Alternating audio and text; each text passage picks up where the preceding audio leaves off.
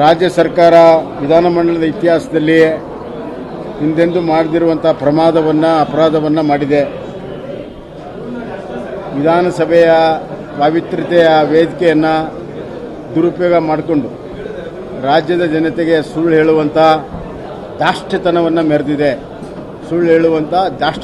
ಮೆರೆದಿದೆ. ಎಲ್ಲ ಅಂಕಿಅಂಶಗಳು ಭಾಳ ಸ್ಪಷ್ಟವಾಗಿದ್ದರೂ ಕೂಡ ಕಾಲ್ಪನಿಕ ಲೆಕ್ಕಾಚಾರ, ಸುಳ್ಳು ಲೆಕ್ಕಾಚಾರ ಮಾಡಿ ಜನರ ಮುಂದೆ ಇವತ್ತು ಕೇಂದ್ರ ಸರ್ಕಾರದ ಅನ್ಯಾಯ ಆಗಿದೆ ಅನ್ನುವಂಥ ತಪ್ಪು ದಾರಿಗೆ ಎಳೆಯುವಂಥ ಕೆಲಸವನ್ನು ಮಾಡಿದೆ. ಅದಕ್ಕೆ ವಿರುದ್ಧವಾಗಿ ಇವತ್ತು ನಾವು ಒಂದು ನಿರ್ಣಯವನ್ನು ಮಂಡಿಸಿದ್ದೇವೆ. ಅದರಲ್ಲಿ ಭಾಳ ಸ್ಪಷ್ಟವಾಗಿ ಹೇಳಿದ್ದೇವೆ, ಕಾಂಗ್ರೆಸ್ ಸರ್ಕಾರ 55 ವರ್ಷಕ್ಕಿಂತ ಹೆಚ್ಚು ಆಳಿದಾಗ ರಾಜ್ಯಕ್ಕೆ ತೆರಿಗೆಯ ಪಾಲು ಕೇವಲ 20% ಕೊಡ್ತಾ ಇದ್ರು. ಮೊದಲು 30% ಮಾಡಲು 3 ದಶಕ ಹೋರಾಟ ಮಾಡಬೇಕಾಯಿತು.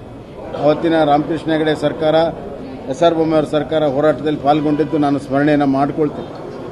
ಬೆಂಗಳೂರಿನಲ್ಲಿಯೇ ಎನ್.ಟಿ. ರಾಮರಾವ್, ಎಂ.ಜಿ.ಆರ್., ಜ್ಯೋತಿ ಬಸು ಇತ್ಯಾದಿ ಇ.ಕೆ. ನಯನಾರ್ ಎಲ್ಲರೂ ಬಂದು ಕೇಂದ್ರ ವಿರುದ್ಧ, ಕಾಂಗ್ರೆಸ್ ಸರ್ಕಾರದ ವಿರುದ್ಧ ಸಭೆ ಮಾಡಿರುವುದು ಇಲ್ಲಿಯ ಸಾಕ್ಷಿಯಾಗಿದೆ. ಬೆಂಗಳೂರು ಇವತ್ತು 30ರಿಂದ 40% ಏರಿಕೆ 10 ವರ್ಷ ಹೋರಾಟ ಮಾಡಿದರೂ ಕೂಡ UPA ಸರ್ಕಾರ, ಸೋನಿಯಾ ಗಾಂಧಿಯವರ ಸರ್ಕಾರ ಮಾಡಲಿಲ್ಲ. ನರೇಂದ್ರ ಮೋದಿಯವರು ಬಂದು ಕೆಲವೇ ತಿಂಗಳಲ್ಲಿ ತೆರಿಗೆಯ ಪಾಲು 30ರಿಂದ 40% ಇವತ್ತು ಹೆಚ್ಚಿಗೆ ಮಾಡಿರುವಂಥದ್ದು. ಅದು ನರೇಂದ್ರ ಮೋದಿಜಿಯವರ ಕೋಆಪರೇಟಿವ್ ಫೆಡರಲಿಸಮ್ ಅನ್ನುವಂಥ ಒಂದು ನೀತಿಯಿಂದ ನರೇಂದ್ರ ಮೋದಿಜಿಯವರು 30ರಿಂದ 40 ಮಾಡಿದ್ದಾರೆ. ಅವರಿಗೆ ಅಭಿನಂದನೆಯನ್ನು ಸಲ್ಲಿಸಬೇಕು.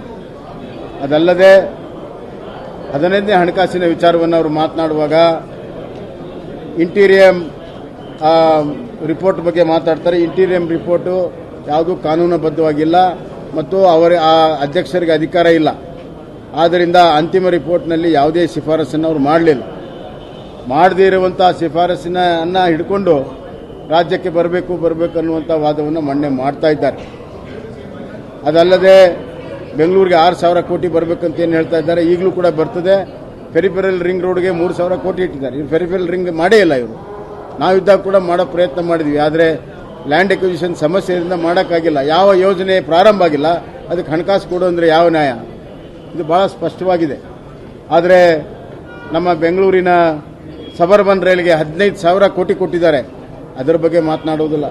ಮೆಟ್ರೋಗೆ ಇವತ್ತು 50% ಪಾಲು ಕೇಂದ್ರ ಸರ್ಕಾರ ಕೊಡ್ತದೆ. ಅದರ ಬಗ್ಗೆ ಮಾತನಾಡುವುದಿಲ್ಲ. ನ್ಯಾಷನಲ್ ಹೈವೇ 6,500 ಕಿಲೋಮೀಟರ್ ಇತ್ತು. ಸ್ವತಂತ್ರ ಬಂದು 75 ವರ್ಷ. ಕಳೆದ 10 ವರ್ಷದಲ್ಲಿ 13,000 ಕಿಲೋಮೀಟರ್ನ ಮಾಡಿರುವಂಥದ್ರ ಬಗ್ಗೆ ಮಾತನಾಡೋದಿಲ್ಲ. 26 ಬಂದರುಗಳ ಕಾಮಗಾರಿಗಳನ್ನು ಇವತ್ತು ಅನುಮೋದನೆ ಮಾಡಿದ್ದಾರೆ. ಅದರ ಬಗ್ಗೆ ಮಾತನಾಡುವುದಿಲ್ಲ. ಆರೋಗ್ಯದಲ್ಲಿ ಆಯುಷ್ಮಾನ್ ಭಾರತ 60 ಲಕ್ಷ ಜನರಿಗೆ 5 ಲಕ್ಷ ರೂಪಾಯಿಯ ಲಾಭ ಬಂದಿದೆ. ಅದರ ಬಗ್ಗೆ ಮಾತಾಡೋದಿಲ್ಲ. ಕಿಸಾನ್ ಸನ್ಮಾನ್ ಯೋಜನೆಯಲ್ಲಿ 64 ಲಕ್ಷ ರೈತರಿಗೆ ಇವತ್ತು 14,000 ಕೋಟಿ ರೂಪಾಯಿ ಕಿಸಾನ್ ಸನ್ಮಾನ್ ಯೋಜನೆಯಲ್ಲಿ ಕೇಂದ್ರದಿಂದ ಬಂದಿದೆ. ಅದರ ಬಗ್ಗೆ ಮಾತನಾಡೋದಿಲ್ಲ.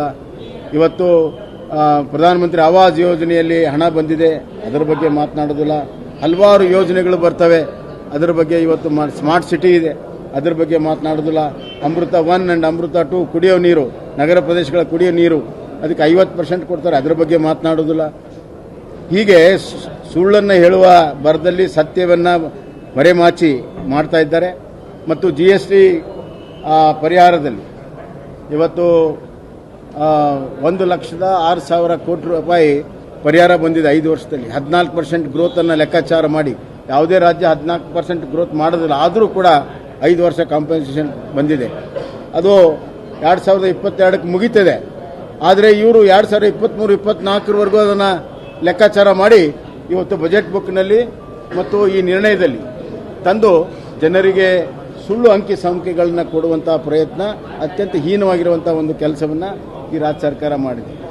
15ನೇ ಹಣಕಾಸಿನಲ್ಲಿ ಈಗಾಗಲೇ 1,05,000 ಕೋಟಿ ರೂಪಾಯಿ ಬಂದಿದೆ. 2.5 ವರ್ಷದಲ್ಲಿ 1,05,000 ಕೋಟಿ ಬಂದಿದೆ. 14ನೇ ಹಣಕಾಸಿನ ಒಟ್ಟು ಬಂದಿರುವುದು 84,000 ಕೋಟಿ 5 ವರ್ಷದಲ್ಲಿ. 2.5 ವರ್ಷದಲ್ಲಿ 1,05,000 ಕೋಟಿ ಬಂದಿದೆ. ಇನ್ನೂ 1,00,000 ಕೋಟಿ 26ವರೆಗೂ ಮಾರ್ಚ್ವರೆಗೂ ಇನ್ನು 15 ಹಣಕಾಸಿನ ಅವಧಿ ಇದೆ, ಅವಾಗ ಬರ್ತಾ ಇದೆ. ಈ ಎಲ್ಲ ಸತ್ಯವನ್ನು ಮರೆಮಾಚುವಂಥ ಕೆಲಸವನ್ನು ಮಾಡಿ ಈ ನಿರ್ಣಯವನ್ನು ತರೋ ಮುಖಾಂತರ ರಾಜ್ಯಕ್ಕೆ ದ್ರೋಹ ಮಾಡಿದ್ದಾರೆ. ರಾಜ್ಯ ಕೇಂದ್ರ ಸಂಘರ್ಷ ಮಾಡಿ ರಾಜ್ಯದ ಜನತೆಗೆ ಹಾನಿ ಮಾಡುವಂಥ ಕೇವಲ ತಮ್ಮ ರಾಜಕೀಯ ಬೇಳೆಯನ್ನು ಬೇಯಿಸಿಕೊಳ್ಳಲು ಇವತ್ತು ಕರ್ನಾಟಕದ ಜನರಿಗೆ ತಪ್ಪು ದಾರಿಯನ್ನು ಎಳೆದು ಕರ್ನಾಟಕ ರಾಜ್ಯಕ್ಕೆ ಹಿನ್ನಡೆ ಉಂಟು ಮಾಡುವಂಥ ಹೀನವಾದಂಥ ಕೆಲಸ ಈ ಸರ್ಕಾರ ಮಾಡಿದೆ. ಇದನ್ನು ಎಲ್ಲರೂ ಸಾರ್ವತ್ರಿಕ ಖಂಡಿಸಬೇಕು. ಈ ಸತ್ಯವನ್ನು ಜನರ ಬಳಿಗೆ ನಾವು ತೆಗೆದುಕೊಂಡು ಹೋಗ್ತೇವೆ. ಸರ್, ಈಗ ನೀವು ಮಂಡಿಸುವಂತ ನಿರ್ಣಯವೂ ಸಹ ಅಂಗೀಕಾರ ಆಗಿಲ್ಲ. ಈಗ ಅದನ್ನು ಸಹ ನೀವು ಕಾರಣಬದ್ಧ ಮಾಡಿಲ್ಲ, ಸದನದಲ್ಲಿ ಮಂಡಿಸಿ ಸ್ಪೀಕರ್ ನೋಡಿ, ಪ್ರಥಮ ಬಾರಿ ಇತಿಹಾಸದಲ್ಲಿ ಸುಳ್ಳನ್ನು ಹೇಳಿದಾಗ ಅನಿವಾರ್ಯವಾಗಿ ನಾವು ಕೂಡ ಸತ್ಯದ ಒಂದು ನಿರ್ಣಯ ಮಂಡಿಸಬೇಕಾಗುತ್ತೆ. ಅದನ್ನು ಸ್ವೀಕಾರ ಮಾಡ್ತಾರೋ ಬಿಡ್ತಾರೋ, ಆದರೆ ಯಾರೂ ಕೂಡ ವಿರೋಧ ಮಾಡಲಿಲ್ಲ. ನಾವು ಮಂಡನೆ ಮಾಡಿದಾಗ ಯಾರು ಕೂಡ ವಿರೋಧ ಮಾಡಲಿಕ್ಕೆ ನಾವು ಸರ್ವಾನುಮತದಿಂದ ಅಂಗೀಕಾರ ಆಗಿದೆ ಅಂತ ನಾವು ಭಾವಿಸಿದ್ದೇವೆ.